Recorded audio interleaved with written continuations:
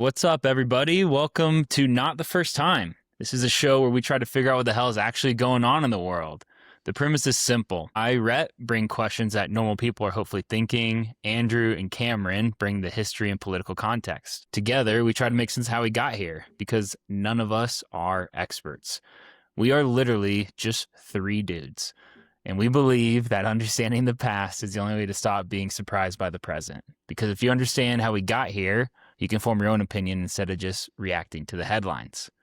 We've got an awesome, but albeit maybe dark is what I'm hearing, episode ahead of us today. We're wrapping up part 3 of the world of oil and the final part. It's been a journey, and I know you guys have been dedicating a lot of time to this, so excited to wrap this up. But today we're talking Iran-Iraq war, the Gulf War, fracking, and our continued saga on oil, and truly much more. So let's get into it. Those who cannot remember the past are condemned to repeat it. History doesn't repeat, but it often rhymes. Not the first time. This has happened before. We've been here before. So we're asking why? Not the first time. All right, fellas, we're back. I'm excited to get into this today. Before we do, as always, what's been on your mind over these last couple weeks? As always, there's been a lot going on in this world, but let's hear what's top of mind today.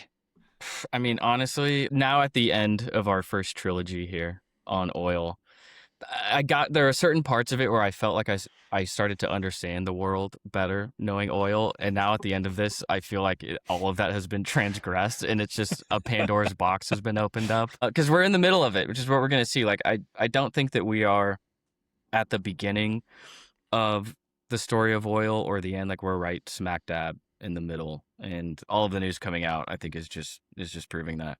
Yeah, it's good to see you boys again, as always.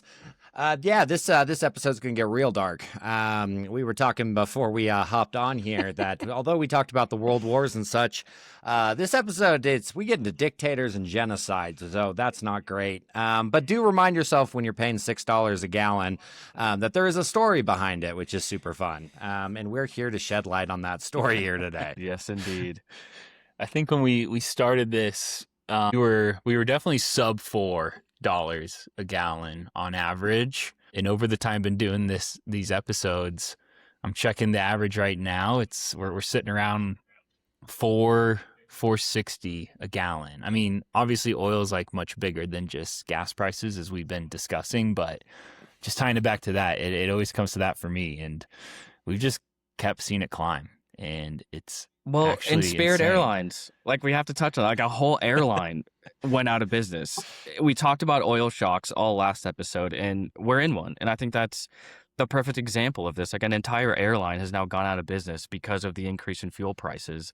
It's exactly what we've seen. It's the same scenario. Yeah. I mean, did you see they literally messaged all of the existing customers that had tickets and said, these flights are no longer available. We can't rebook you on flights. Like there was people on planes, like on the tarmac when the decision came through, and they had to come back into the terminal, and they like deboarded. Like it was insane.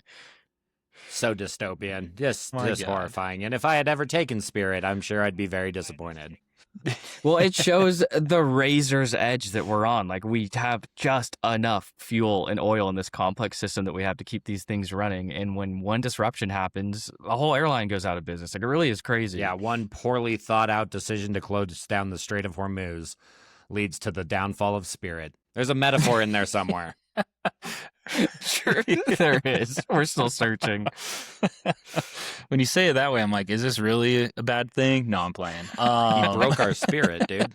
They even fly through DIA. I know this airport is massive. I don't think I've ever even seen a Spirit jet. All I see is like the viral videos. So if I'm losing anything, I'm losing the entertainment, and that's not fun either. I could have sworn we might have taken one back in the day of, the $100 to Vegas or something. But see, like that would require me remembering those flights. Fair.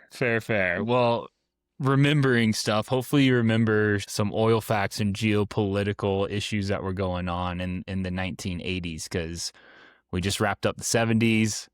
We're getting into the 80s today. Ekis, I'll let you kick it off and take it from there, man, on what we're getting into.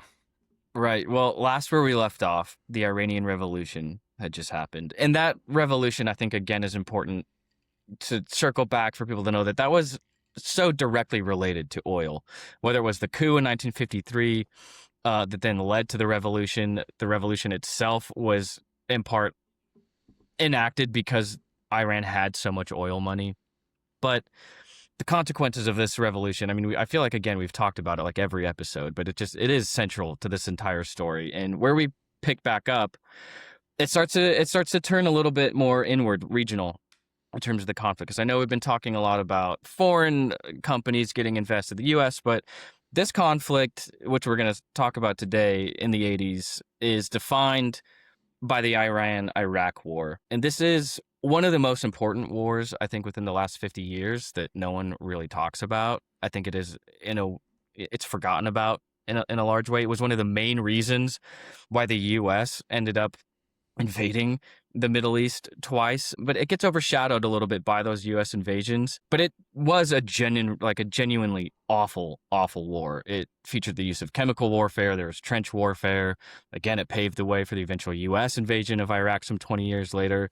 And it was all the brainchild of a certain Iraqi dictator named Saddam Hussein. Before we get into those details, Cameron, I mean, what should our listeners know about Saddam Hussein before we get into the nitty-gritty? All right. Well, we can't make this podcast like 3 hours long, so we're just going to kind of do the skimming over a little bit of Saddam Hussein's history here. As most American listeners will recognize, if you're a little bit older, first time you probably ever heard of him was Desert Storm.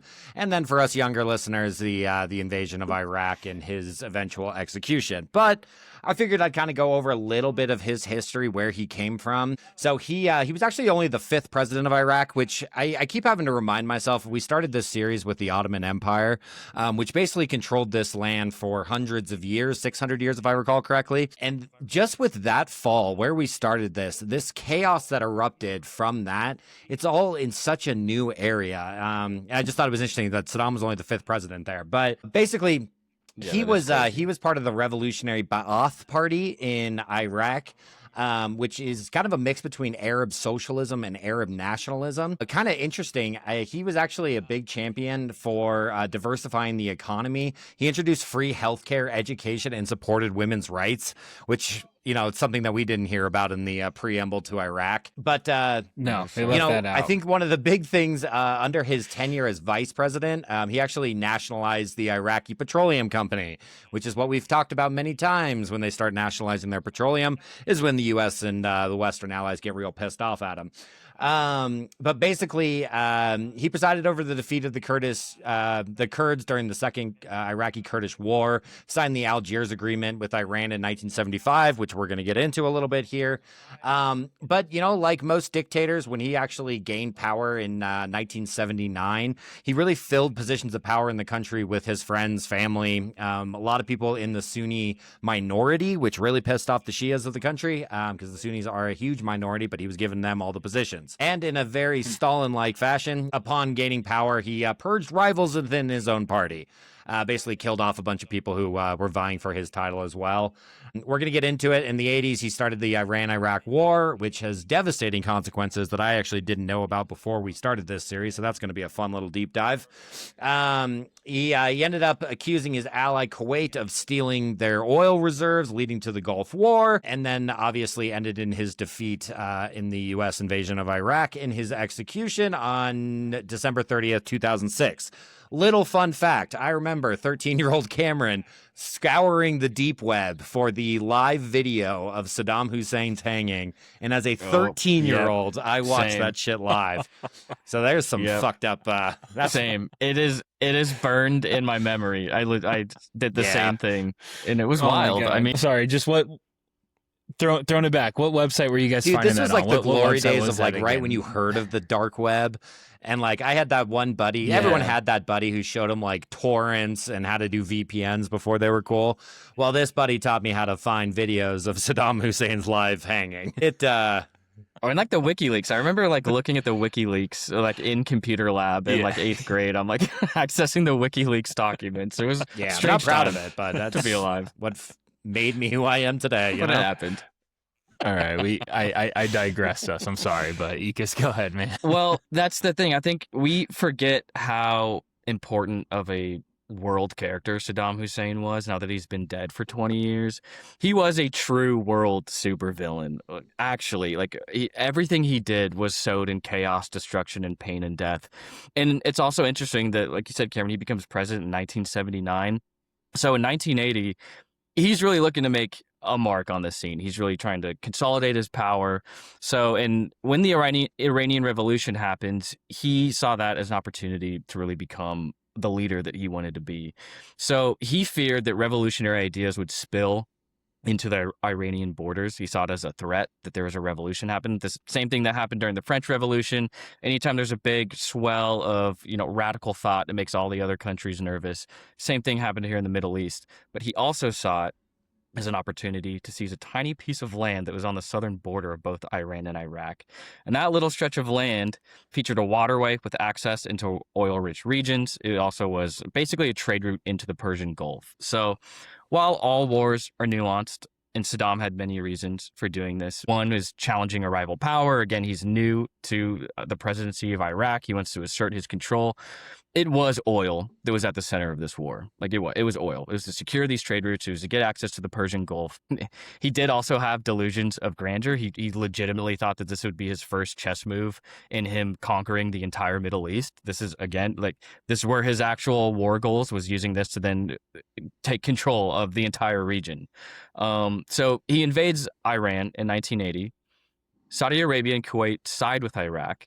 And this is where that division that we see today really starts to cement. When you look at the sides of the current war in Iran, it's basically the same, because you have to remember that there is an Arab-Iranian split, and that's because Iranians are not Arab, they're Persians. They are a different cultural ethnic group. And this really starts to foment with this Iran-Iraq war.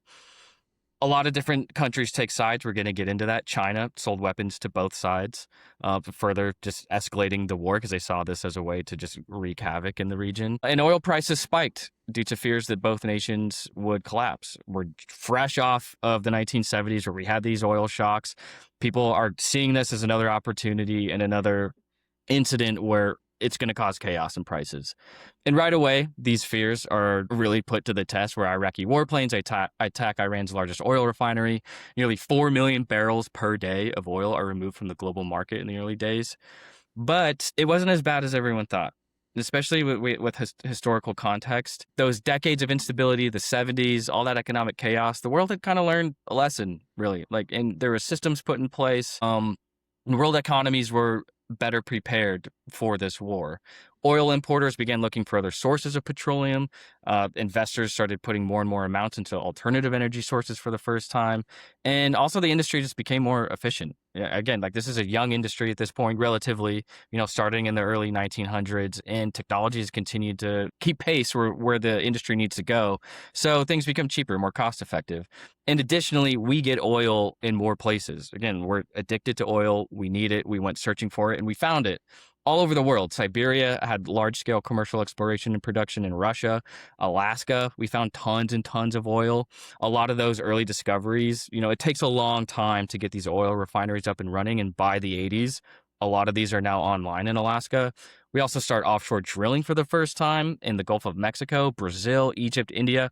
All over the world, we're desperately searching for oil and finding it, which is really helping to ease the dependence on Middle Eastern oil. And so because of this, it really helped with the instability that would have come. So despite the turmoil of this war, the West was actually in a better position than it was in 1973. It had more access to oil, but the fears were still there. This is still a very sensitive region, the world's most important resource, and the world watched every second of this war, including the U.S. And the U.S. wanted to make damn sure that they had a say in how this war went. So who did we side with? Iraq and Saddam, of course, which I actually really surprised me. And I'm not kidding, but the U.S. government became full military allies with Saddam Hussein's Iraq. And right off the bat, we gave them valuable military intelligence. We were giving them cutting edge satellite technology on Iranian troop movements. It really is just insane, especially when you look at the overall power structure of this war, because the Soviets also sided with Iraq. So this put the US and the Soviets on the same side. I think maybe the only time in history that they were on the same side. So Hold on. go hold ahead. on. Decompress that. We got to decompress that because I heard a few things there. First off, is I heard that we actually might have learned something from all of the oil shocks in the 70s, which I want part one. Part two, we just sided with the Soviets during the Cold War, after the Cold War. Like we're supporting the right same... at the tail end of the Cold War. I mean, yeah, it's right at So- the end of the Cold War. But yeah, I mean, this is where this is at the end of the Soviet Union. I mean, by the end of this Iran-Iraq war, the Soviet Union will be done in the next few years. Yeah. But before that first part of the question, it's one of the things of an open market, right? Like the benefit of an open market, and it's no different with oil, is that things will stabilize over time. And also there was a lot of lessons learned where price controls, a lot of dealing back and forth with OPEC, again, like ramping up domestic production, finding more sources of oil. It was a lot of combinations that was incomplete reaction to the 1973 oil crisis, where countries didn't want that to happen again. Again, it sunk a president. Jimmy Carter lost his presidency because of that. So a lot of systems and a lot of different mechanisms were put in place to soften that, and it worked. The reason we actually learned a lesson, maybe for the first time since we've been doing this podcast, is that money was involved. Like the bottom line was affected. Is these oil embargoes, OPEC, like actually affected the market price and the share values for these people. So they changed it because you can't have that. Yeah. Exactly. Did the common person in America realize, or were they aware that both the Soviets and the US were backing Saddam? And like, what was the reaction to that? Is that something that was under the rug and we learned about all these years later? Because it blows my mind. Right. I mean, the exact same thing happened with Osama bin Laden. We did the exact same thing. We gave them the arms. Yeah. We trained his troops. We just keep doing the same thing over and over again. I can't imagine that the average American in 1981 was aware that we were siding with Saddam, who in 1981 no one would have had any idea who that is. It's just a funny name from a country that they can't point out. But yeah, I mean, the 80s are kind of ripe with a bunch of us either funding or supporting some seedy people in some seedy ways. Exactly. Well, and this proxy war, which is what it was, is the perfect example where the U.S. is siding with Saddam Hussein, which is like, with the historical context that we have now, sounds insane. But at the time, like Cameron said, like you would have had to have been very, very in the know and been following it closely to know who the current sitting president of Iraq was, right, leading up to this. So it's a proxy war. Again, like I think most Americans were watching Teen Wolf and like making a lot of money in the 1980s. Like they probably were not really truly invested in this war. Yeah. Well, and access to information, I mean, obviously comparing it to today, so much less back then. There was another topic where we were discussing where it's just like, could you get away with that today? Or are we seeing similar things like that happen today? I don't know, but this is a little jarring to me to learn this. We certainly do. I mean, look at the current situation in Iran. I mean, there's already massive coalitions that are forming of the U.S. and Saudi Arabia, and then the UAE now just pulled out of OPEC, which is them choosing a side. So we see the same things where once these wars start, people choose sides very fast, and those alliance structures get really complicated, especially when it's... Sorry, I was going to say, what's the difference No, here go ahead. between us supporting Saddam Hussein back then? If the American people didn't know, or even if they did, our current administration is supporting Mohammed bin Salman, who's credibly accused of bone-sawing journalists. So it's like, even if we did know, would it fucking matter? Exactly. And it shouldn't be seen as we're wearing the same jersey, and we're rooting each other on to make the 3-pointer. It's like every country has their own war goals in mind. Like the reason why the Soviets sided with Iraq was because they wanted Iran to fall, because they thought it would then help their current invasion of Iraq or of Afghanistan, because Russia was occupying Afghanistan at this point in the 80s. So they saw this as a power play to help them. So it's all every country looking out for their own best interest, and so they choose these sides in proxy wars to help get them where they think and they I'm need sure to the go. revolution of Makes 79 scared the hell out of every country in the area. Like having a populist uprising on a religion you don't understand, forcing the hard right version of that, kind of sitting on your border. It was the Russians siding with us. It's weird when you think about it today, but if you think about it in the terms of the time and place and where it was happening, I mean, what happened in 79 is basically set up what we're dealing with today. Exactly. Love it. It only gets more complicated, though, as we get into this, because it's during this war that the Kurds also rise up in this war. And because the Kurds happened to be living in the northern border of Iraq, in a very oil-rich area of Iraq. And they saw this as an opportunity to declare independence and really start to fight back against this evil dictatorship of Saddam Hussein. But the fact that they lived in a very oil-rich area was to their detriment, because Saddam Hussein could not afford to lose this area, especially in a war that was all about securing more oil. This became a huge problem for Saddam Hussein. So he did exactly what an evil dictator would do, and he started to drop shells of mustard gas on the Kurds within his own border, right? So the Kurdish people are technically his citizens. This is where the chemical warfare comes into play.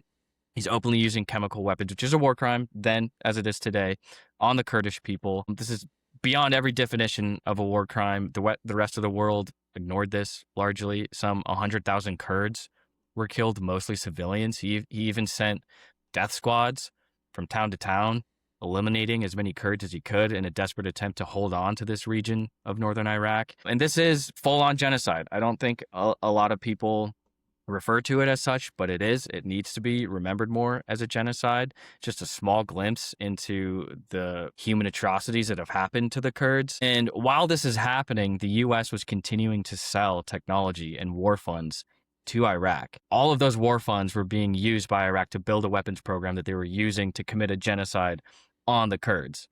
The U.S. knew this was happening. We turned a blind eye. I don't think we should get it twisted.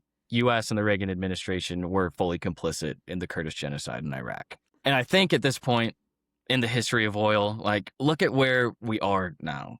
And I had a profound experience when I got to this point researching oil, where there's now literal genocides being committed for oil. It's become a commodity that world leaders are willing to kill their own citizens for. And it's an example that a nation's greatest strength is often its greatest weakness. Oil was the reason that propelled a lot of these Middle Eastern countries to prominence and made them fabulously wealthy and made them very powerful. Just think of the oil weapon and what they did to the West in 1973. But it's led to these horrific wars. It's a valuable resource that is so valuable that you can bet that the West is going to be there to snatch it. And I think in many ways it really is a continuation of the days of colonization. And I don't think, as Cameron said at the top of the episode, that we should ever forget the human toll that's happened. And it's where we've gotten at this point in 1984, where it's gotten to genocide being committed for this war that started over oil. Yeah. It's Cameron, any takes on that? I have a Yeah, I couple mean, it's questions. infuriating to learn this stuff with the Kurds, only because in the invasion of Iraq, we also pled for the Kurds to fight with us against Saddam, because we played to their emotions that this guy committed genocide, but we were the ones supplying them with the weapons to do so. And one of the early plans of the Iran invasion in 2026 was, hey, what about the Kurds in the north? Well, they'll fight. They have got skin in the game. It's just it's just depressing that these poor people, I mean, we could have a whole episode on just the history of the Kurdish people, but it's just a sad little chapter in history that unfortunately you still hear us bring up and pretend we've never done anything and these people love Americans. It's man, the history is a lot darker. Yeah. I mean, my perspective of it has always been what you just said, Cameron, is that these people love America and that, they're always on our side in order to help push our agenda over in their area. And so to me, this period, maybe it happened before, but this kind of sounds like this was maybe a turning point for the world where we allowed like oil security and production to be more important than human rights. Is that like fair, accurate? Yeah, I mean, to I think say? the Cold War, 100%. I mean, initially the whole idea was containment, of containing communism. You just want to keep communism in this, one sphere of the world. And that is such a 1950s idea. But by the time it got to the 60s and 70s and into the 80s, it started being a war of resources and a war of who can amass the most weapons, the most WMDs, the most oil, the biggest military, the biggest air force. Like it quickly changed from like this ideological battle between the two systems to just this resource war with no regard for who stands in the way. Yeah, and again, this is a mess that the U.S. started to begin with so that we could prevent Iran from nationalizing its oil. And we now have a regional war where there's a genocide taking place, and we're funding and providing the munitions in order for it to happen so that we could choose a side. Yeah. So yeah, I think it is a question we should always ask. Like, why is blood cheaper than oil for us? Because that's what we're choosing oil over human lives, and it really comes to a fruition with this Iran-Iraq war. It's got to be ROI, man. I hate to It say is. It's a great ROI. Fuck. That's the way it's. That's they're Dick Cheney. looking at, and that's the way they're looking at it. So, did the again going back to kind of similar questions earlier? Did like the common American know that the U.S. was like funding this Kurdish genocide at the time? Were there people rioting in the streets about it? The fact that the Kurdish genocide is still like people don't even recognize it as a genocide, I would say no, absolutely not. Yeah. I would say the vast majority of Americans still have no idea who the Kurds are, or that they are even a prominent cultural group that doesn't have a nation of its own. So no, absolutely not. And they've always been,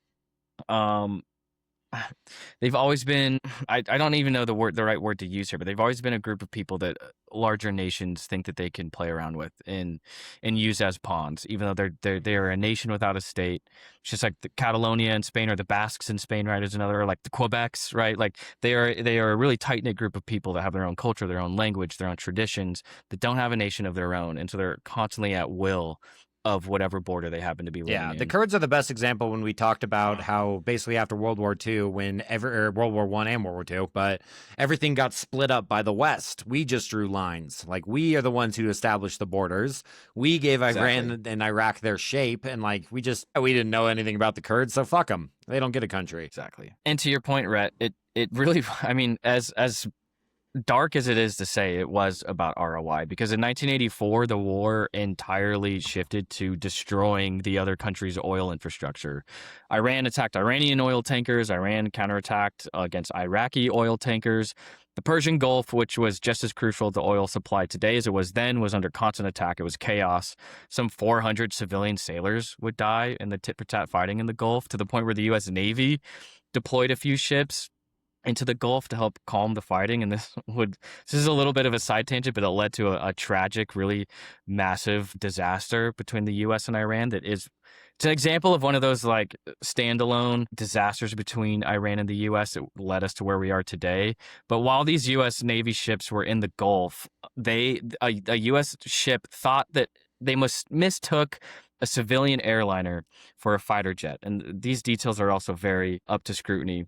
But essentially, they shot down a civilian airliner. They killed 300 Iranian civilians.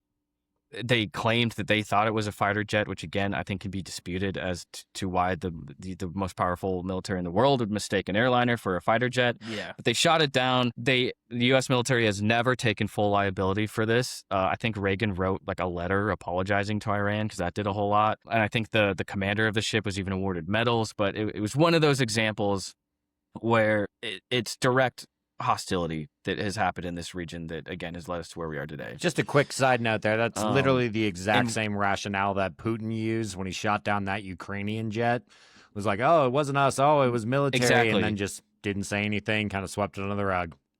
Whoops. Yeah. Exactly. I mean, Yeah. I'm no aviation expert, but I could tell you a commercial airline jet from a fighter jet. Yep. It's probably not Truly. that hard to distinguish, especially when you're trained in it and when you have gone through a career of identifying what military assets look like. It's probably pretty hard to confuse Spirit Airlines plane for But this a is the fighter jet. result of fighting a war for Yeah. resources and not for people. You don't give a fuck. Like you don't care about Yeah. civilian airplanes. Like if we were fighting a war to liberate the people, that's like a different argument, but it's never about that. It has never been about that in the Middle East. We're never liberating the people. It's true, and it's another, like, it's sad that it's a tragic footnote in this story because it is 300 civilians that are dead, but it just, again, is showing the human toll. It's rising very quickly in this war because we now have just civilian airliners are getting shot down. And it gets, again, even more complicated because while we're shooting down civilian airliners, this is also where the U.S. first starts to do a very real, absurd, and complex conspiracy, because this is when the Iran-Contra affair takes place. Doesn't really have anything to do with oil directly, but I do think it provides a great example that if you follow the through lines, at the end of it is the game for oil. Because there is no Iran-Contra scandal without the Iran-Iraq war. And we don't have time to dive completely into it because it's so complex and convoluted. But Cameron, I would love for you to give us a rundown on what the heck the we're not Iran-Contra missing a scandal shot was. here to talk about the goddamn Iran-Contra. I mean, it's one of the most ridiculous, like, controversies by a U.S. president and his administration, and it's just dumb all over the place. But essentially, for those who don't know, Iran-Contra was a scandal in the 80s, essentially through investigative journalism got released that we were basically doing side deals with Iran for money and funding the Contras of Nicaragua with that money. It's a very convoluted scheme, but essentially the background behind it is prior to the Iranian Revolution, you could probably guess who the number one seller of arms was to Iran. USA, baby. But once the Shah fell there, they basically stopped. The U.S. didn't have access to sell weapons there anymore. And in fact, President Carter imposed an arms embargo on Iran. In September of 1980, when Iran invaded Iraq, Iran was desperately needed weapons and spare parts for its current battle there with Saddam. And what that did essentially is led the U.S. Ronald Reagan's administration to come to the conclusion that if we're not the ones selling them weapons, well, surely the Soviets will be. And because it was literally against like U.S. law, there was some act passed that you weren't allowed to sell weapons directly to Iran. They had to figure out basically a side plan to be able to fund the weapons there and also kind of gain the aims of overthrowing the far left politicians of Nicaragua. So with Iran-Contra, basically we were selling weapons to the Contras in Nicaragua and funding Iran with the money. Rhett. Sorry, I mean, It's so convoluted. It's so complicated. I'm so dumb. I'm kind of following. So tell me if I'm not correct here. But are we funding the Nicaraguan Contra for a reason tied to this war, or we're just funding, or we're just providing them weapons? That's more containment bullshit. So it's under the containment stuff. It was the Sandinistas. But then we're using those funds. We're using those funds then to fund. Yeah, basically Iran. They were trying to pay off Or no. Iran for hostages, and they couldn't appropriate any money through Congress because it was illegal. So they had to find their other ways around it. And it all came out, and it basically everyone got in trouble with it. Reagan sat up there on national television saying he had no idea what was going on. Only one person, I believe, served any jail time, but at the end of HW's administration, he pardoned everyone, which a lot of people consider that as like an admission to H.W. Bush's guilt in it, because he didn't want it to go to an actual trial and discovery phase to implement him as well. But essentially, it all kind of got swept under the rug, and years later, the general who fell for it, or who took the sword essentially in front of Congress, Oliver North, got his own TV show with Fox News. So it all ended up pretty well. That's got to be why you love Fox so love much it. today, Yep, right? can't get enough. Oh yeah, they know to pick the talent. Cameron, so we are siding with Saddam, who the Soviets are also But also siding selling with. weapons to Iran. We are, we're also selling. We essentially decided to back both sides Yeah. covertly. That's the only way you guarantee you And win then is use if those you're backing both funds. sides. Which ironically, this war ended up Holy in a shit. stalemate, so maybe not. It's why the scandal is more important than ever, because it peeled back the curtain to show like the sort of mysterious underworkings, and it's a real example of the military industrial complex, because we're using this proxy war to just siphon funds. Well, we're using, it's a game to us. We're funding both sides of a war that's committing genocide, and then using that money to start another war across the planet To in try to Nicaragua. overthrow a government, is insane. which they were successful, and they were successful numerous times doing that.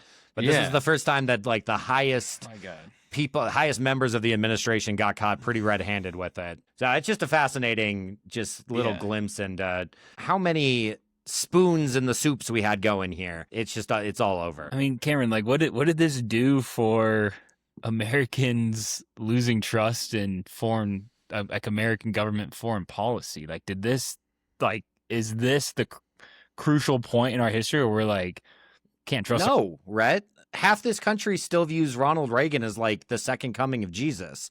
Like the Reagan administration is viewed as like this conservative, like America first thing, and it's like, no, Iran-Contra did nothing to dissuade people from that. It's fascinating. Again, Oliver North got a fucking TV show out of it. Nowadays, Really he'd be just absurd. hired on the administration. Oh, again. for sure. If he Yeah. wasn't too old, He'd be like maybe he'd labor in there. secretary or something. He loves this shit. Oh God, that's wild. And Cameron, you've somehow gotten two super complex topics of Saddam and Iran-Contra and summarized those. Well, not very within well. a few The minutes anger started perfectly. coming through. It's really like, I implore anyone who's got a few extra minutes, just sort of research Iran-Contra. It's wild stuff. It is. It goes very, very, very, very deep, and it's so complex. And again, you peel back the curtain and you see all the little threads that you had no idea about. And again, it's just another example of following the oil, and you'll get down to why these things are happening. Because again, without the Iran-Iraq war, this whole scandal doesn't take place. So while the U.S. is doing that, the war does continue to rage on. All said and done, though, the Iran-Iraq war lasted 8 long years. It ends in 1988, and the toll is staggering. 500,000 to 1 million people are killed. Some estimates claim 2 million deaths in this war, especially when you account for a genocide that's thrown in the mix. And this war ended in a stalemate after all that. Like many wars, it was all for nothing. It achieved nothing. Again, it started as a brain bug for Saddam to conquer an oil nation to then move on to conquer the rest of the region. So you have almost 1 million deaths for nothing. And again, this is where it gets hard to refocus the story on oil, because the human toll is mounting to levels that are hard to comprehend, where wars purely for oil are killing upwards of 1 million people now. And the price to be paid for millions of innocent civilians in all these wars, again, I don't think should ever be forgotten or swept under the rug. We've said it before, but it should not be understated. And I think it's important to remember that no war that's fought over a resource ever stays with that resource. There's always innocent people that will lose their lives in these wars. Even looking at the recent U.S. incursion into Venezuela, many people died in that raid, including a 79-year-old grandmother. So there's always human externalities in these wars for resources. Yeah. And I think that's why we're doing this story. Is it starts out with a substance in the ground, but the real actual effects on our life and our society and on just geopolitically everything, it's just wild that this little substance has led to this. Yeah. I mean, Cameron, back in our first episode, you're talking, hey, next time you go to the pump, don't forget about just the blood that has fueled the ability for you to, pull this lever and put this stuff in your vehicle and go drive to get groceries. You called it out super early and you were seeing the accumulation of all these years in these 3 episodes. Yeah. I've long thought, and I'm sure Ikas would agree with me, that the 20th century is the most fascinating 100 years to study. Just, you get everything. Like, it's all in one in that 100-year span. And what we're kind of learning with this is that the blood of that story is oil. Like, it is in every part of this. It's just fascinating to see, and really kind of scary. Yeah. Well, and it's not fun. to think about these things. Like when you go to the pump for you to take stock of the people that died is obviously not a fun exercise, but it's why we love history. It is. It's why we study history, because we have to remember these people. We have to remember that innocent people gave their lives. People that are just like you and me that they just want to live with their families. They want what's best for them. They're caught up in these geopolitical chess moves, and communities are destroyed, families are destroyed. And I think we would be remiss if we don't remember that and just empathize with the fact that there's been a lot of pain and suffering for us to have what seems like unlimited energy. And even for those people that were complaining in a gas line, right? Like complaining that it's hours long, like there's people dying over this resource. And I just think we should never, especially Americans, should never overlook the amount of pain and suffering that goes into filling What's really up their sad tank. is these people are dying for a resource that they can't even use. It's not like the average Iraqi citizen is in need of like oil changes. We're fighting over a commodity that's being sold on like a government level to corporations. It's missing this whole like lower middle class people that are just suffering because of it. It's not like they're gaining anything. It's not like they're keeping the oil if we didn't. They're getting exploited for it too. Exactly. Well, that's why I think it is a weird continuation of colonization. We exert our strength, we extract all the resources, and the people that actually live there are left with nothing, and their whole nation is destroyed, which we'll get into it, but the next 20 years is the same story in this region, and it's happening again. So yeah, it really is brutal. This is I don't know if it's a huge stretch, but it just kind of reminds me of like the not in my backyard kind of thought process, where it's like, you don't support genocides, like you don't support the killing of all these people, the blood that goes into it. But like if you start losing your gas, or you can't get an oil change, or you're losing products that have oil involved, like you're going to lose your shit. But when you're so disconnected from it, like all of us are here in the West, you don't see these effects. And it's kind of crazy to uncover all this stuff. 100%. And that's, again, why it's important to learn the history, because then you can go into someone else's backyard and see what's actually happening, and you don't have to wait until it's right in front of you, now affecting you, to put thought into it and to think about it, and again, to empathize. Like I think a big part of where modern history and learning history is empathy. It's putting yourself in the shoes of these people that are across the world, trying to understand what they're going through, so that you can then have this luxurious life. Well, if you want to think about it, we're bitching about $6 gas, but there's 179 Iranian school children who no longer have their lives because of this war. So Exactly. it hurts everyone in just various different degrees. And I think emphasizing the human cost of all this is important. Yeah, 100%. We started off the episode bitching about average gas price, and now here we are realizing like, oh shit, we should maybe shut up a little bit about it. Yeah, and again, because like I'm about to refocus it again to like oil and the money, which feels weird, honestly. But again, like I think we did need to just really talk about the human toll and impact of all of it. Despite the war in Iran, continuing on through to the late 80s, oil markets do stabilize, prices fluctuate, but they mostly fall for the most part. OPEC begins to lose its power because of this internal regional instability. They start to lose the amount of power that they have. And oil prices fell again because the U.S. discovered oil in Alaska. Widespread efforts to extract it, technological advancements, and efficiency improvements. It helps us really ramp up our production domestically with hopes with all this. Then, in 1989, George H.W. Bush becomes president. And I find this fascinating because just as oil was enough to sink Jimmy Carter in his presidency, it's oil in many ways that propels Bush to his presidency. Now, I didn't really realize this before digging into it, but he was a full-on oil man, like through and through. Like Bush was born and raised in the oil industry, to the fact where on the eve of his own inauguration in 1989, he would say, I put it this way, they got a president of the United States that came out of the oil and gas industry that knows it and knows it well. Ugh, dark. Now, he was born into a wealthy blue blood family, to be sure. Like his dad was a senator, for Christ's sake. But H.W. Bush himself made his fortune working in oil.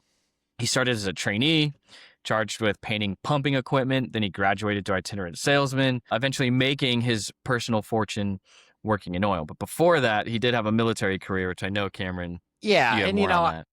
As you two know, and maybe some of our listeners have picked up, I'm not the biggest fan of the Bush family. It might be an understatement.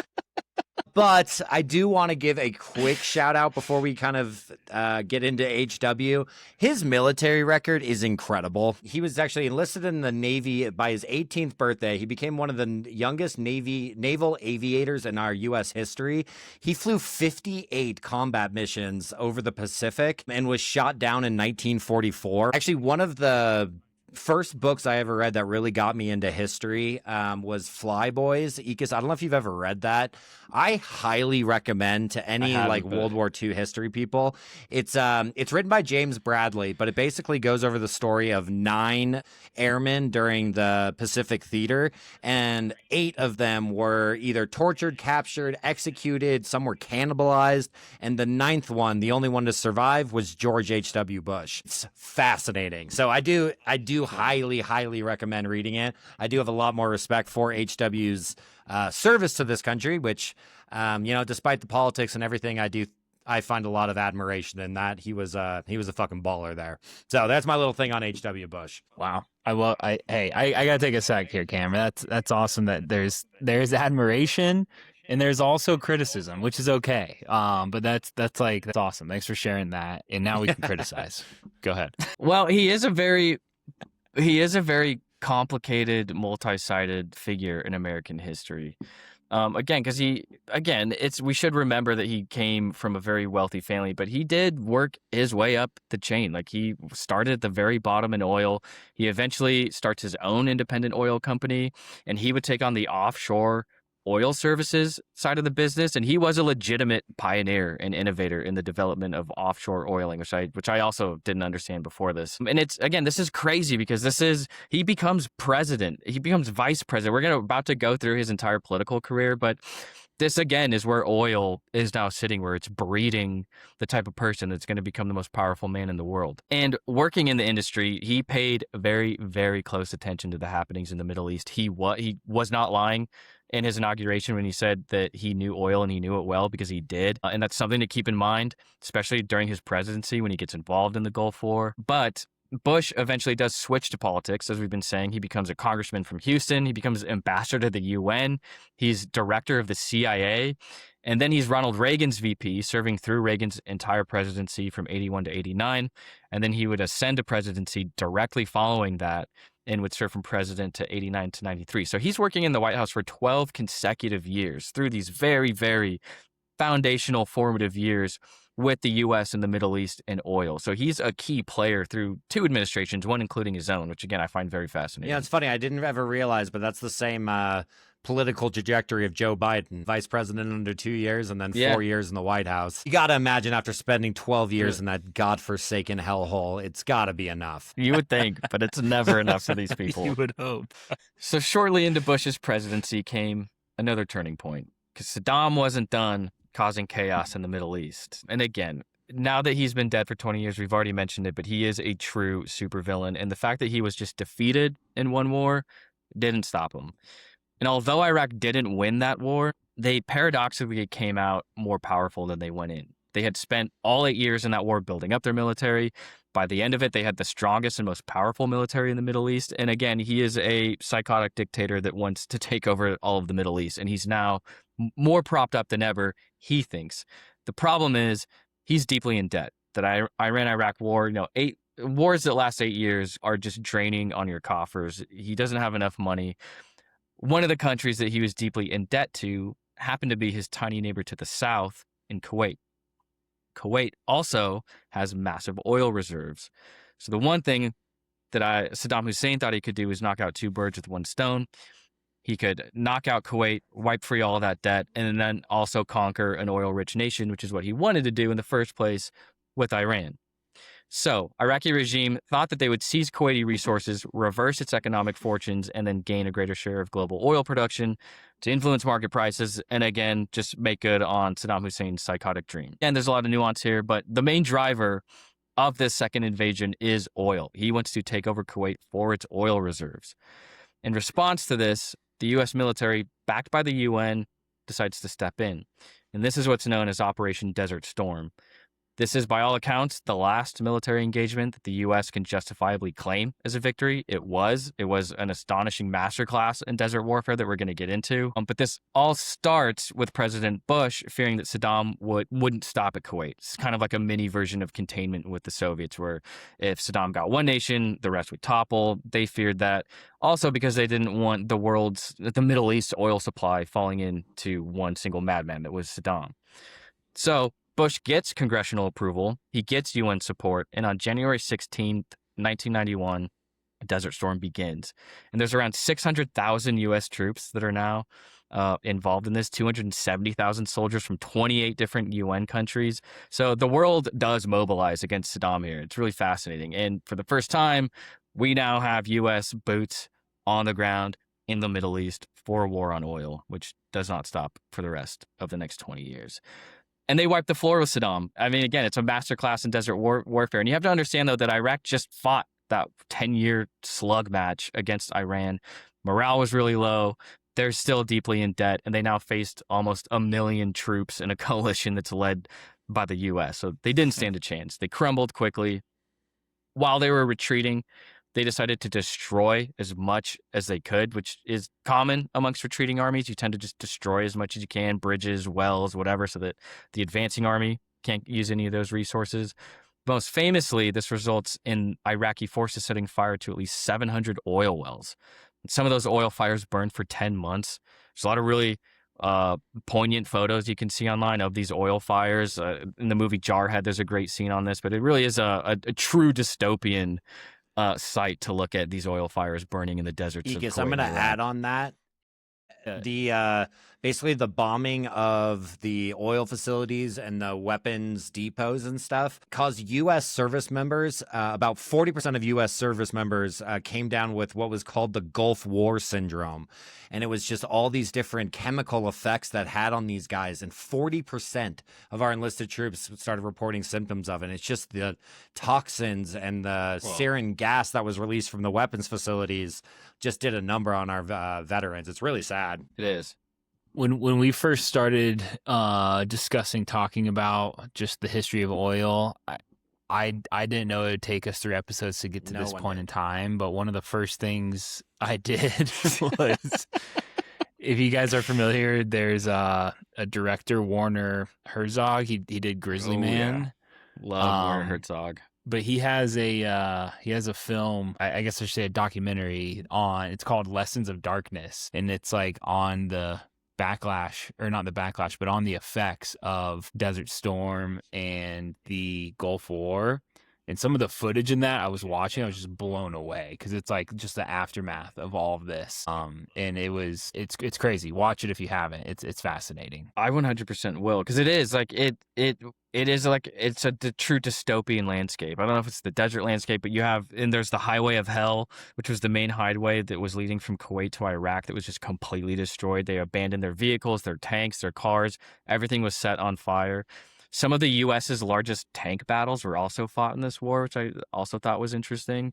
And yeah, to your point, Cameron, like the same thing is happening in Iran with a lot of those oil reserves that were hit, and it started literally raining oil. Like God knows what long-term effects are going to come from toxic chemicals that rain down on people. Like it's again where it starts to really amp up and spread beyond what anyone can control. U.S. ground invasion lasts 100 hours. That's all they needed. Again, this was a very quick war. They did occupy Kuwait. There was a little bit of fighting that carried on after that.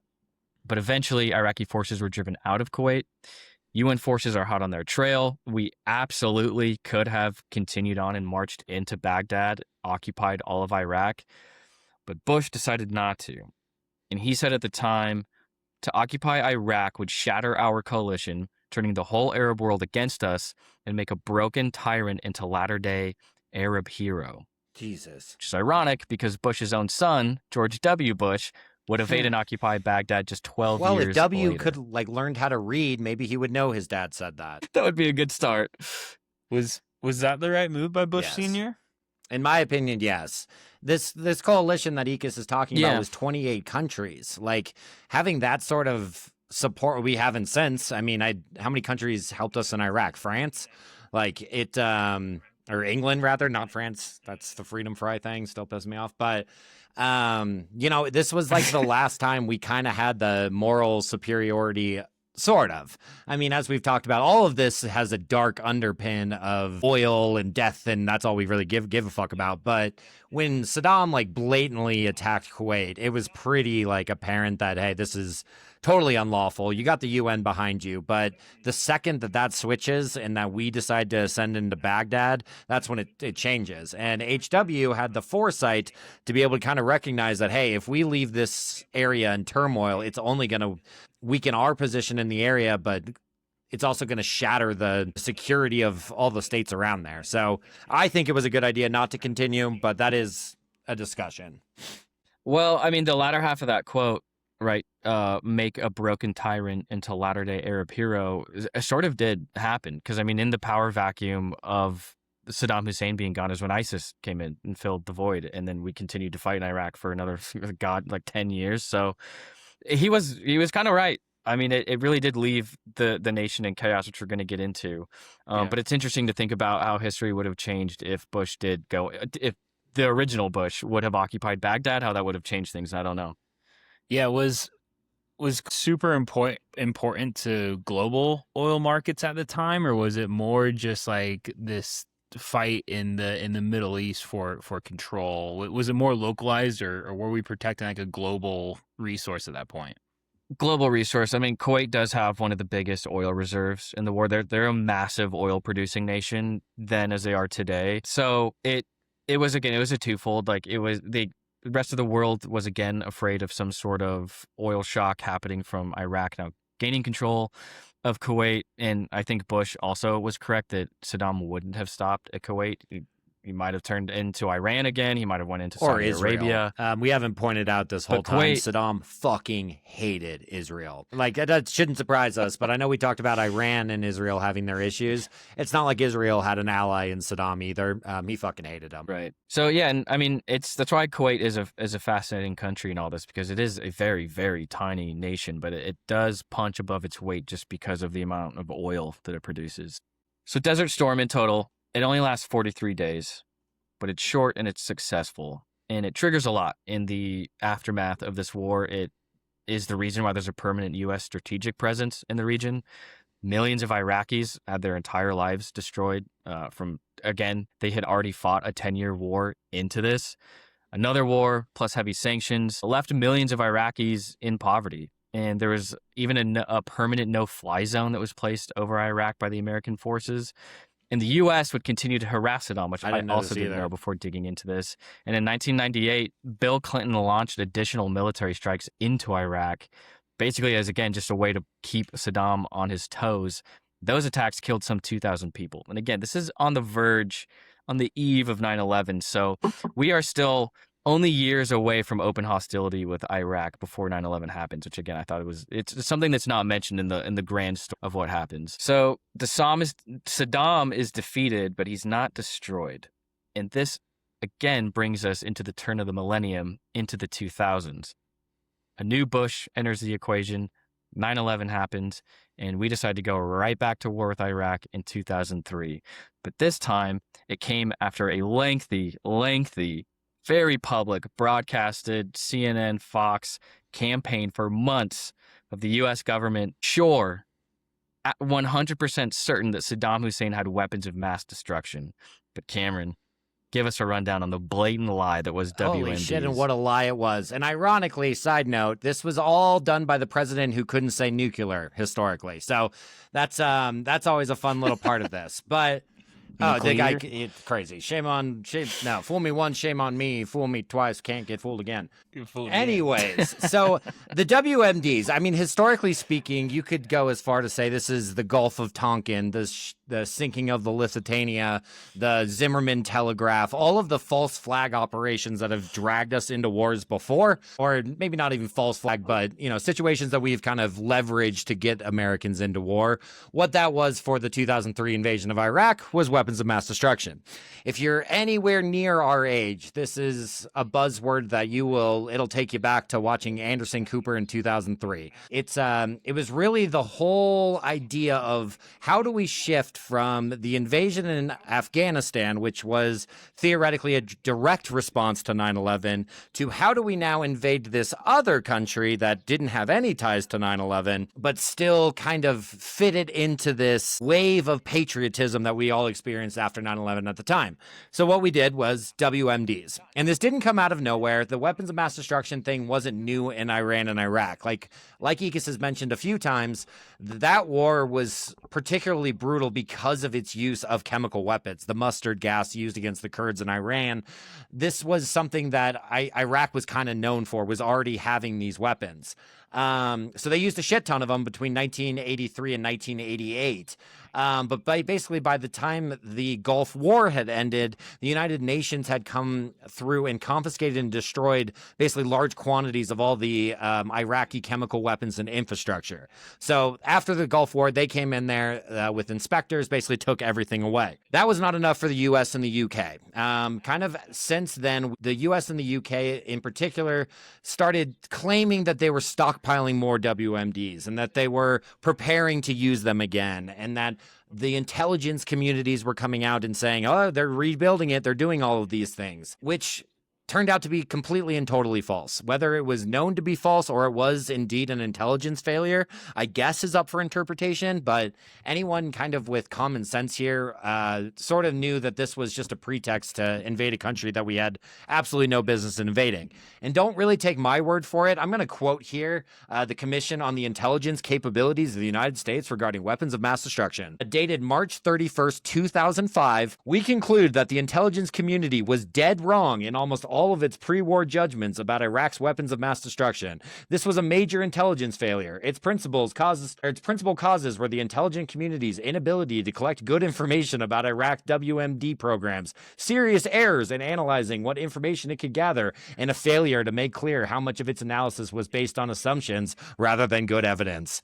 Jesus Christ. So a little bit of a scathing commission there for these WMD assertion. So It Cameron, is it's insane though. Like, I encourage everyone to go on YouTube and just like watch Donald Rumsfeld or Colin Powell or George W. Bush. Just look up some of these press conferences where they talk about WMDs, and there's hours and hours and hours. Again, they campaigned for months doing hours-long press conferences talking about how Saddam has weapons of mass destruction. Yeah, watch Condoleezza Rice bold-faced sit in front of lie, Congress straight through their just teeth. lying through her fucking gap tooth. Hey, go Broncos, though. She is a co-owner of the Broncos. It's insane. Cameron, what was then did these guys know they were making this shit up? Were they trying to convince themselves that it was true? Was this a big old scheme that somebody said, hey, here's what we're like, this is the plan, this is how we're going to get it behind us? You know what, what's your hot take? And if this incident happened in a vacuum, you know what, United States, I'll give you the benefit of the doubt. But this is, like I mentioned, 5 other false flag operations that got us into wars. We do this constantly. This is the playbook. And not to skip ahead a little bit, but we're seeing reports now that Cuba is apparently buying all these drones and are planning on attacking the United States. It's like, oh, I'm sure of it. It's just, this is what we do. We find reasons to get angry. We have to, I mean, the Iraq one was particularly appalling just because they rammed it down everyone's fucking throats. They made you feel like, oh, if you're not supporting this invasion, kind of the same idea with a nuclear Iran, that if you're not supporting this, then you must be supporting the other side. You must support Saddam Hussein. And it's hard to remember where we were at in 2003, but that wave of patriotism did so much damage because they could get away with anything. And WMDs, at least the Zimmerman telegraph, in World War I, was at least believable that the Germans were trying to get the Mexicans involved. This one just felt so unbelievable at the time. It felt so forced. And they were using all of this oh, they used to use these weapons, so surely they must have it today. And we never got any evidence of it. And 17 years later, we were still in that fucking country. Yeah, well, because again, you need a casus belli. You need a justification for war. And you can't just go up there and say, we want to steal all their resources and take the oil, and we don't care how many people we kill, because that's not how you get international support. It's not how you get U.S. support, because as war-like as we are, most of the time the American people are anti-war. We don't want to go to wars. And so I think this is a case of you don't let a good crisis go to waste. I think 9/11 was a crisis that they immediately saw as an opportunity to streamline what was another inevitable war with Saddam Hussein. And so because Iraq had nothing to do with 9/11, absolutely nothing. There's never been any ties to the government, to any terrorist organization within Iraq, to the people. It had nothing to do. And so I think this was them using 9/11 as a justification to invade a country that they were going to. Yeah, and they literally anyway. linked the lie to Al Qaeda. They were like, we're selling weapons of mass destruction directly to Al Qaeda. That was their whole thing. And there's never been any evidence of So I'm even getting caught up in all this right now. Just yeah, us buddy, that's the point. reviewing this history here of, we're saying it's for Saddam. He's in power there. We're saying it's WNDs. The through line that we're getting through here is that it is oil based and resource based. Are we at the risk of oversimplifying that statement? No, that statement actually couldn't be stated enough. The war in Iraq was strictly for oil. I mean, the Vice President Dick Cheney was on the board of Halliburton before he fucking joined, and he joined as like a favor to H.W. Bush. It's like, no, this was all orchestrated. It was all a ploy. Like he said, you don't let a good disaster go unused, and they did. They used the hell out of it. It was incredible. It really suckered us into it. Yeah, and that they want, and again, we're getting into we're getting a little off the rails here, but they want a complicated narrative that is hard to follow, or they want to make it streamlined where, like Cameron said, where Bush was like, if you're not with us, you're against us. Like, do you want Saddam to have weapons of mass destruction and kill everyone? Like, is this really what you want? And they put people on the defensive like that, but it's oil. It was oil. It always was.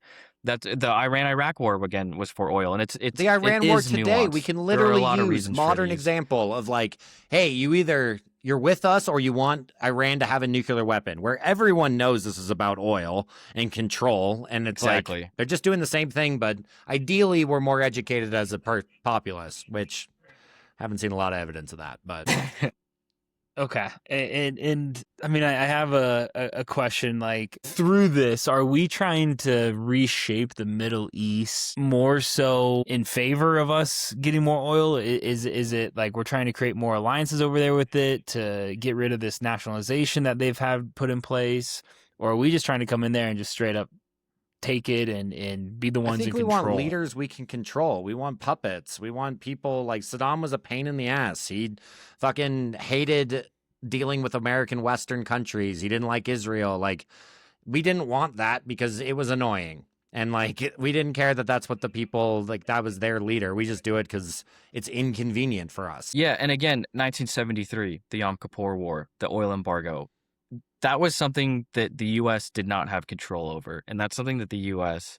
does not play with. As the premier world superpower, the U.S. never wants a situation that it does not have the ultimate say and authority in. So this move into Iraq is the U.S. Asserting itself in the region in order to control the flow of oil, to have a military presence. But we'll get into it because, again, as we've stated, the U.S. invasion, you can boil it down to oil.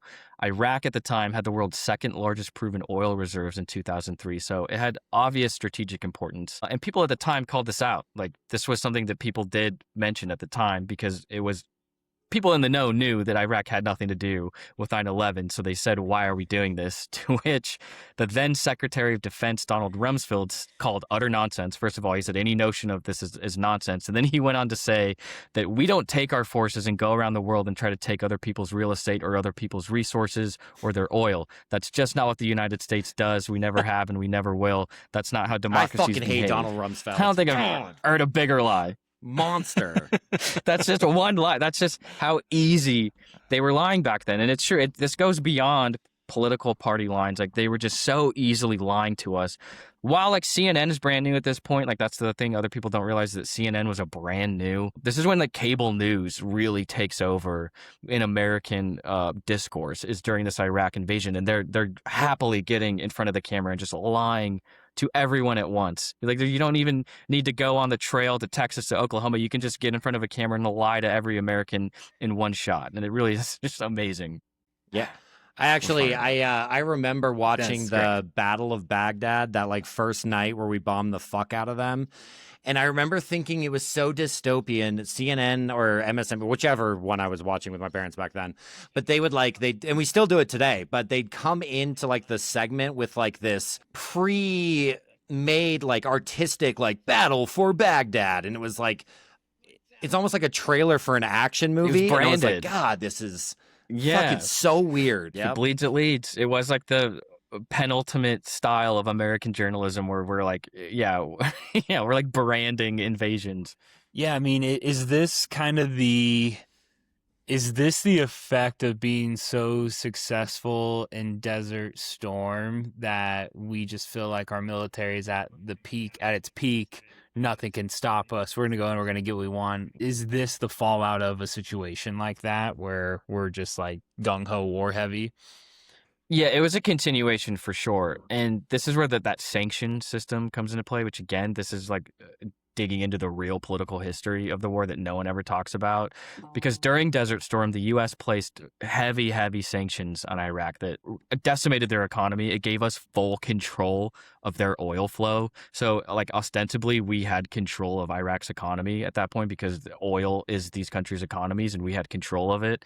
And we passed Resolution 687 in 1991 at the end of Desert Storm. And these sanctions were super controversial because they included things like oil for food. It was an oil for food program where we allowed Iraq to sell portions of their oil on the open market in exchange for humanitarian goods like food and medicines. We're basically holding them hostage, saying, sure, you can sell some of your oil and then we might give your starving people food. Yeah, it really is disgusting. And this was U.S. foreign policy that they all championed and fought heavily for. And these sanctions resulted in immense human suffering. Despite the somewhat humanitarian goals of like, well, we're giving them aid, the program was plagued with corruption and mismanagement. Investigations revealed that Saddam Hussein's regime earned nearly $2 billion through kickbacks and surcharges, and another $11 billion through the illegal oil smuggling. And as Cameron was saying, your average Iraqi did not get anything, so they're continuing to starve. It just is feeding into the corruption of this regime that we then go to war with again. So in 2001, on the eve of 9/11, these sanctions, like the Gulf War is long over and these sanctions are still in place, and people can see this oil for food program is just demonstrative. And so the U.S. faced a lot of international pressure to lift these sanctions.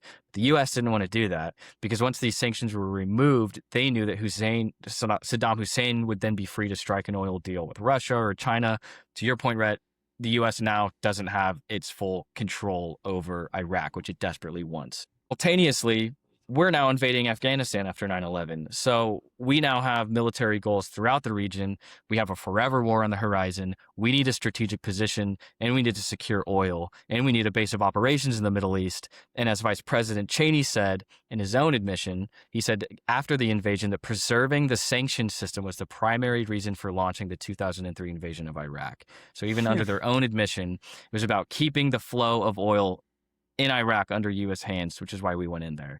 And just before the invasion, Cheney confirmed that Iraq possessed the world's second largest oil preserves. And so, I think all of this goes beyond coincidence, especially because, like Cameron said, he was the CEO of Halliburton. And Halliburton, through its subsidiary KBR, secured billions of U.S. dollars in government contracts during the Iraq War.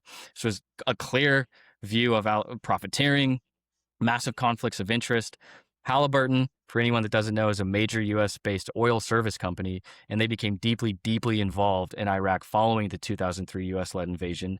Its subsidiary, Kellogg Brown and Root, which is that KBR, they held one of the largest contracts, which outsourced military support services. Like they were constructing bases, they were providing food services to soldiers, they were doing laundry.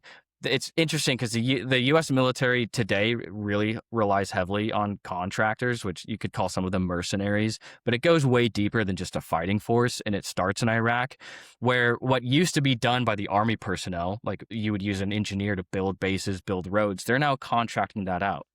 And by 2006, contractors in Iraq working for Halliburton outnumbered U.S. soldiers in Iraq. So you had more Halliburton employees working for the military than soldiers. And again, Dick Cheney was CEO of Halliburton before he became vice president. And so it's just laughable at how corrupt this is. Laughable. So again, to your earlier question, like, do we risk oversimplification?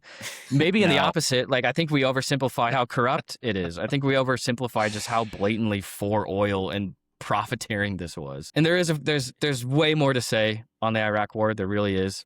It will forever be one of America's most controversial wars, but since it's such a massive, complex subject, and we do want to keep this focused on the scope of oil, like, we're just gonna have to wait for a full Iraq breakdown for another time. Yeah. Add it to the docket.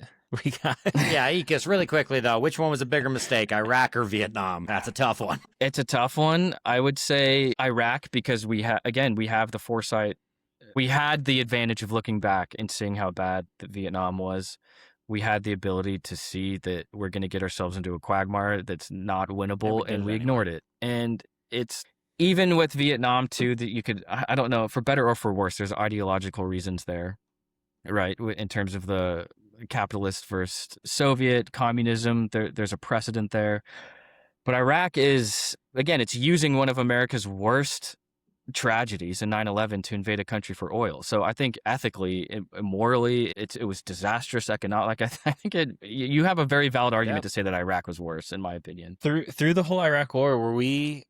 I know you just mentioned like a bunch of Halliburton employees being there. Were we actively extracting oil resources during the time that we were there for like the invasion? Yeah, U.S. secured. See, that's oil where it gets fields, really like pretty quick. Yeah, and that's where it gets obscured because, like, yes, the answer is yes, but like in terms of getting any finite details of that, again, that's one of those. The whole justification for war was weapons of mass destruction. We don't find any. Now we're siphoning off these resources. So it's one of those things that I think the government wants to obscure, but like, yeah, 100%. Yeah. Like, again, that sanction system was us controlling the flow of oil out of Iraq. And we were definitely playing a heavy hand. And a lot of the kind of the really dark shit about Iraq is a lot of it was outsourced. Like we had a lot of contractors.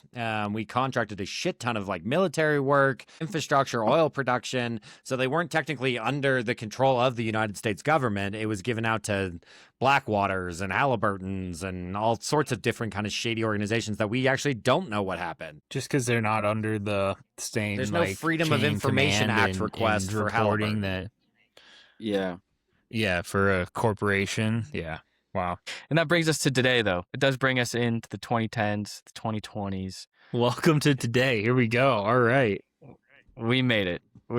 And this is the advent of fracking. We're going to get into fracking, but it does require a little bit of context because today, through all the history that we just learned, the U.S. is the world's #1 oil producing country, which I think is fascinating. I think that's something that you kind of lose sight of, especially with how prolific those Middle Eastern countries are. But it's the U.S. Like, despite us sticking our nose into the region, getting into all these wars, we are the #1 oil producing country. But the U.S. is also the second largest importer of oil. So China buys more, so they're #1, but the U.S. uses more than any other nation. So how does that work? How can the U.S. produce the most in oil, but we also import almost more than any other nation? And to add to that, we have a surplus. We actually produce more oil than we're consuming. So again, like, where does this make sense? Well, there's a big problem, and that is that much of the oil that the U.S. is extracting is trapped in rock. It's tightly packed in shale formations underground, and this is known as shale oil. And this is where fracking comes into play, which is short for hydraulic fracturing. This is the process of drilling into the shale oil. You explode it and you siphon that oil out. And the U.S. is the world's largest producer of oil because of fracking. Fracking was the secret key to us really at an insane level ramping up our oil production. Fracking, again, works by digging a hole 5 to 10 kilometers underground. And then 5 to 10 through a mix of water, kilometers? sand, and chemicals, and sometimes, Whoa. yeah, it's nuts. The idea is to explode the shale and get the oil that's trapped inside. For a long time, people knew that oil was trapped in shale, but getting to it required an actual technological feat. A random fact that I came across is that John Wilkes Booth was an early proponent of fracking. Oddly enough, in one story, he threw a bunch of dynamite in a hole and blew a massive crater in the earth, hoping to strike an oil reserve. Didn't find All right, anything. I did not have John Wilkes just hope for the Booth best. on our So that's oil John Wilkes bingo Booth. card. Yeah. Truly. What the fuck? What the fuck?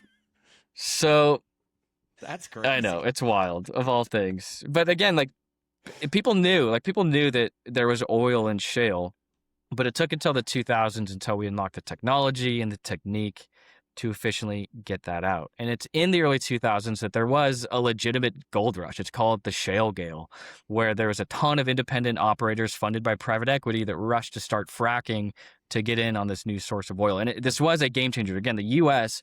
is the number one oil country because of fracking. Like this has 100% changed the game. It changed the dynamic of the entire oil industry of the Middle East. Like fracking is one of those secret ingredients that, again, you do hear a lot of, and we're going to get into it. But between 2005 and 2010, the shale gas industry in the U.S. grew by 45% a year. States like Texas, Oklahoma, Wyoming, North Dakota, Colorado, you see them all up and down I-25. If you drive Colorado, you see these shale oil rigs all over the road. It started to explode. And from 2008 to 2006, the U.S. field production, again, boomed. Fracking accounts for 2 out of every 3 barrels of oil produced in the U.S., which again is why there's constant lobbying for it. This is like drill, baby, drill.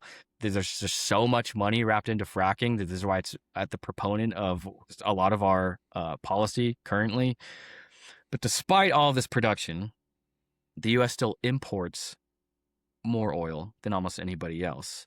And that's because we don't have the refining infrastructure in place to do anything with that oil that we get from fracking. It's very complex, but the reason for this is that oil is not made equal underground. The crude oil in the Middle East is in a literal pool and pockets of sandstone, where the oil in shale is weaved into the rock. It's different chemically. And you can kind of think about it like water, right? Like not all water is made the same. You have fresh water in streams, which has a different chemical makeup and composition. And then you have seawater, which is also differently, has its own proponents and characteristics. And there's different filtration processes for fresh water and for seawater. And oil's the same way. You have sweet crude oil, you have sour crude, you have heavy and light versions. All of these require different processes, different equipments, different technology in order to refine it. And the oil that we're getting out of shale, again, we do not have the refining processes set up to refine that oil. And so we ship it off. We import or we export that, get the profits, and then import the oil that we need. What the fuck? I think I know the answer to this. Why are we... Let me take a step back here. I can only assume the amount of money these companies are making from fracking and getting shale oil. Why are we not refining it here to bolster up our national security, continue to build upon our oil reserves, to become independent of global supply markets?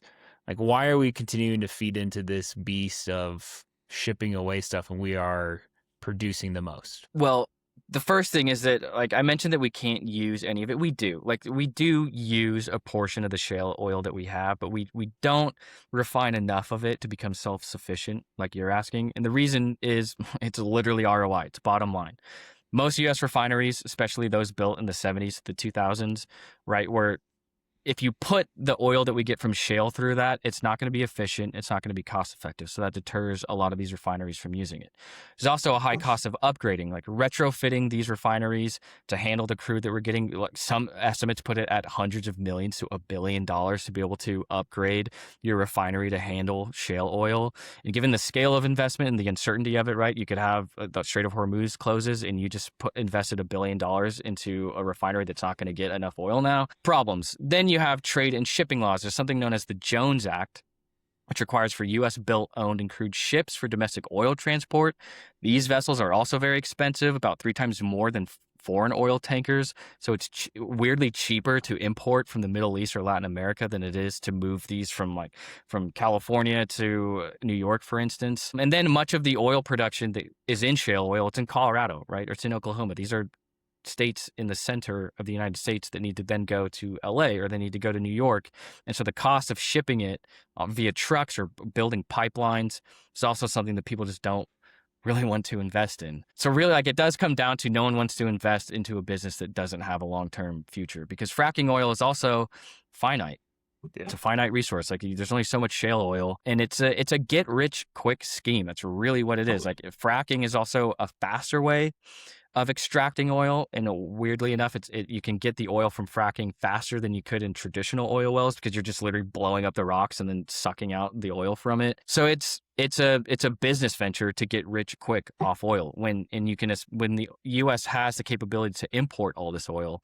This is why we feed in to this beast, but it's a really complex structure that is exactly that. It's a beast that we continue to feed. I mean, I think another way to word what you just explained, or maybe simplify it, is we do not value national security enough over passing on prices of oil to the consumers. Because if we valued our national security enough, those companies would take on this cost, we'd produce it here, we'd have more reliability in ourselves, but instead we're going to rely on this global market and the strait, and now we're the ones paying for higher energy costs. Yeah, we're essentially kicking the can down the road. And this is where, like nationalizing because the U.S. has never and will never nationalize the oil. So it's left up to these independent venture capitalists that own these shale oil companies that want to bleed it. You want to milk the cow, get as much money from it, and then when the industry dies, but you will have got your bag, essentially. Like there's no use in investing into this industry that, again, is unpredictable, and you can get cheaper labor abroad. And so we're kicking the can down the road. And so we are the number one oil producing country because of that shale oil, but it's feeding into this complex system where we still need to import all of it. Again, I find fascinating. Fascinating, infuriating, whatever. Same idea. Yes. One and the same. Again, on this, and Cameron, maybe you have some great thoughts here, but when a presidential campaign is based on, well, part of it is campaigned on drill, baby, drill, is that actually solving a problem for us? Or is that just creating more issues for the American people? Solving a problem for us. Like, the problem with the oil industry is that we know what the future is, and it's not oil. Like, there's so many renewable resources that are gaining scientific breakthroughs every single day. China is leading on so many EV and like renewable resources that it feels like this is just like a last ditch effort to hold on to something that everyone knows is not the future. Which I think is what makes it so frustrating, is that when they say drill, baby, drill, it's like, how about we invest in renewable resources? Like, there was a time when U.S. battery technology was way further than China, and we just didn't keep going there. We just stopped caring. And like, I think the world has taken a step forward while the United States has taken a step back in this regard. And it's interesting to see, like, our reliance on it is happening today because of a decision we're making in the Strait of Hormuz. But you see, like, the difference in China right now is that it's not causing quite the effects, and it's because they've turned the corner on it. So it feels like we're having this conversation about a dying industry. Yeah, and it's classic American thought, honestly, where it's like, well, we're making a ton of money and we're going to continue to make a ton of money. We're still dependent entirely on other people's oil, but as long as we're making our bag, someone else's problem down the road. It's the exact situation that we're in with the oil production right now. So that essentially leads us to today. I have some closing thoughts just on everything that we've covered, and it's around the idea of the hydrocarbon man. This is something that Daniel Yergin said in his book, The Prize. Anyone wants the full story of oil, if these 3 episodes were not enough, I really, really recommend reading The Prize. But he sums up modern people today as the hydrocarbon man. And over its entire history as an industry, oil has brought out both the best and the worst out of our civilization. Energy is the basis of industrial society. And of all of energy sources, oil has loomed largest and most problematic because of its central role in strategic character, geographic distribution, recurrent supply crisis. But the fierce and the violent quest for oil and for the riches and the power that it conveys will surely continue so long as oil holds a central place. And just as the Stone Age was defined by the use of stone tools, just like the Bronze Age by the use of bronze tools, we are amidst the oil age. Today, oil is embedded in literally everything: transportation, agriculture, plastics, supply chains. It's oil that makes possible where we live, how we commute to work, how we travel, everything. It is the lifeblood of communities around the world. And any notion of scaling back the world's consumption of oil is going to be influenced by the extraordinary population growth ahead, with more and more of the world's people demanding the right to the benefits that come from consumption. Just have to wait to see how long the age of oil can last. Whew. So that's oil. We did it. we? Do we feel better, boys? I don't know. Makes more sense after doing this, so what are boys, but it does make me far more depressed. Honestly, things are starting to link, things are starting to make sense, and that's even worse. Yeah, I mean, all of the stuff, like, because you want it. I keep thinking about that question you asked, Red, because like you do almost want it to be more complicated. You want there to be like bigger forces at work in the things, but when it does boil down to just nations battling over who controls oil, yeah, it's depressing because it's a commodity, right? This is something that eventually oil will go away, and there's going to be a new resource that we're killing each other over. This is the loop of history, and so it's just it's just a shame, really. All of it is just a shame. I'm kind of left speechless after all that. My immediate thought goes back to you saying at the start of this, we risk just becoming an oil podcast at this point, because while we covered so much, there's so much that we didn't cover, and it would be impossible for us to cover everything that comes with this. I'm truly fascinated. Is there a future where we are not completely reliant upon oil? Like, is that a realistic thing for Absolutely humanity? See, I think it would be silly to think that this is going to last forever. I think Geek has put it particularly well, that it's stuffing the pockets of the people who are running it now, but they know it's not forever. That's the greed of all of this. It sort of has an end date. I mean, it is dead dinosaurs, and there's only so much of that in the ground. Like, that has a finite end, but the way civilizations and technology evolve and the pace of that. I mean, we've just talked about all this. This was 126 years that we've been talking about, and that's one industry. The Bronze Age was hundreds of years. The Stone Age was thousands of years.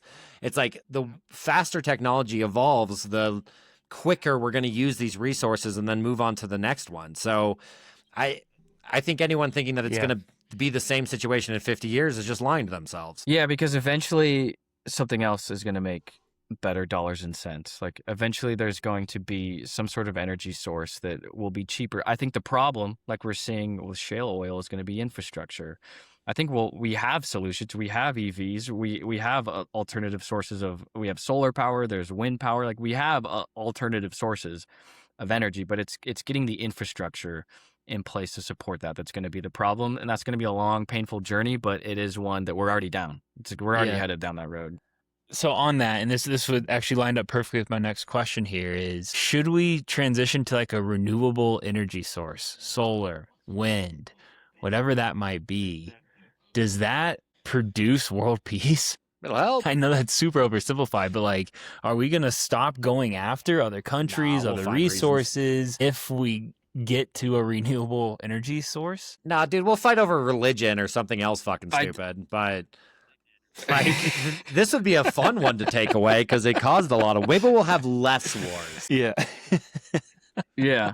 Well, and it's something like, we didn't mention it, but digging into like Richard Nixon's presidency in the fallout of the Yom Kippur War, he put in place a plan to turn the U.S. Energy independent through nuclear energy. He was like, I want 50 plants built all throughout the U.S. We're going to transition to that. It didn't happen, but like we've been thinking about this since 1973, and the technology is there. Like, you can build a power plant. Our nuclear submarines that the U.S. uses is powered by nuclear energy, right? And they can last out into the sea for. I believe France is 98% of their energy grid is from nuclear energy. Yeah, and it has that power. It does, but it scares people because you have Fukushima, you have the Chernobyl incident, like that. That scares people, but that's a real path that the world could go down that would supply seemingly limitless energy. But again, we have. I mean, all of the systems that we just talked about over these 3 episodes, and how it's wrapped up in government, and how George, a president, worked his way up in oil, and we have the oil companies, and we have shale. Like, there's just so many systems in place right now that keep it functioning because they're making money. There's people making money, and they don't want to stop. That's ultimately why we don't have. It's probably not a energy for all. coincidence either. The rise of the United States falls right in line with the rise of oil. Like our country in particular is uniquely situated because of this one resource. So as Americans, our country hasn't been number one outside of the oil world. We don't know life before oil. So our transition to the next energy source, it might be a little bit trickier. We're super behind fun. on it Yeah. right now. I mean, we're simply behind on what other countries are doing because we are just leaning into this cash cow so much and so Yeah, reliant on it. that's actually has made me think of something that I haven't before. But like with the context of these 3 episodes, I think it really has poisoned American diplomacy and thought to where, I mean, our actions have always been horrendous throughout history, right? Like we never truly practice what we preach. But there was a time where we were saying and believing that we were fighting for democracy, that we were trying to be this nation that was upholding what the Constitution says. And now we're just fully getting dragged into war for a commodity, for oil. Like it's our entire foreign policy. Why we're in the Iran war right now, it's oil. Iraq invasion, oil. Gulf War, oil. Like it's completely poisoned how our country operates. And I think it's a real, like you said, I think it correlates to where the U.S. is falling right now is from oil. Well, it's politically more convenient to say you're fighting a war for oil than it is to say you're spending $200 billion to help the Ukrainian people. Like an ally, like help their actual society. That's a harder pitch in this country than, hey, we're fighting this over oil, which is backwards ass, and it's kind of led us to where we are, but it's the sad fact of it. Truly. What is the future of energy? It's going to take the U.S. slipping a little bit. I think it's going to take the world moving on, and Europe and China and Asia, like taking the lead on an industry that the United States should have been the leader of. Like there's no excuse for why the United States should fall behind in any of the EV technologies, except for lack of wanting to. And we just didn't start. We don't want to. So we're going to see what the world looks like. It's just very possible that we're going to be left in the dust. Yeah, and we're going to need to figure something out because world population continues to explode. The amount of oil and energy that we need will continue to climb, especially now with the entire U.S. economy now leaning into AI technology. And when you look into the amount of energy that these data centers use, that AI uses, it's an extraordinary amount of energy that is still right now being propped up from natural gas and oil from these fossil fuels. So we're doubling down on technology and an infrastructure that needs more fossil fuels while we are losing it. And so it's going to come to a head at some point. Only time will tell. I mean, again, we're in the middle of that story. We're not at the beginning. We're not at the end of it. We're in the middle of how an oil people handles this. We are an oil people. And I think on that just fucking Truly. glorious sunny ending there, I think we call it our oil series, boys. Yeah. That's it, man. We did the history of Let's oil. I wrap can't it. believe it. Holy shit. What a journey. I mean, this truly has been crazy and fascinating. Do we feel better about the world? No. But did we learn something? No. Yes. No. Hell yes. That's history. And that's history. Well, good job, boys. Like, truly awesome job, like, pulling this together and sharing that information. I learned a shit ton. I was able to ask a ton of stuff that I just, like, had what you guys have pulled together. I had tons of curiosities on. So thank you. And from those listeners that we've had out there that we are privileged to know, I've got some really good feedback as well about what they've been hearing from this and learning and what we've been doing. So great job. Speaking of the depression that we're ending this on, let's end on a positive note as we've been doing and talk about what's still good in the world, my guys. What do we got this week for what's still good in the world? All right, I'll start her off. I want to give a big shout out to Sherry DeVoe, she's the winner of the 100 Kentucky Derby. She is the first woman ever to win the Kentucky Derby as the trainer of the horse. I don't know if you guys saw the video of the horse and her reaction during it. One of the coolest sports moments I've ever seen. And for something like that American, the Kentucky Derby, I just thought it was super fucking cool that you got to see that real emotion and that we got to see history 152 years later. So again, Sherry DeVoe, hats off to you. Great work. Yeah. Amazing. That was so cool to watch. She was losing her mind, and even before the race started, they were interviewing her, and she was like, I hope I can pull through. I think we got good chances. So yeah, truly special. Love it.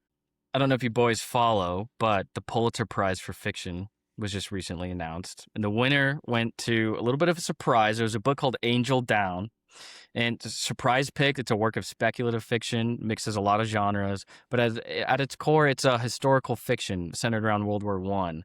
So I think World War One as a topic is something that I'm very passionate about. I think it's overshadowed by World War Two for obvious reasons. I've always said before, World War One is one of the most important things you can learn about. I don't think enough people learn about it. So I think that a work of historical fiction centered on World War One winning the Pulitzer is a big deal. I think for history fans, I think it helps bring back a piece of history into the discussion. It is also a very inventive book that I think is retelling how people can learn history. So I love seeing history at the forefront of some of the best literary work that's out there, just the top of the headlines. Like it's making people read and curious in history. So if you're looking for a new read, check out Angel Down. Just won the Pulitzer Prize. Love that. Very happy about it. You need to check that out. Have you read it? I have, and it's firmly in my TBR list, and I'll be cracking into it at some point this year. Yeah.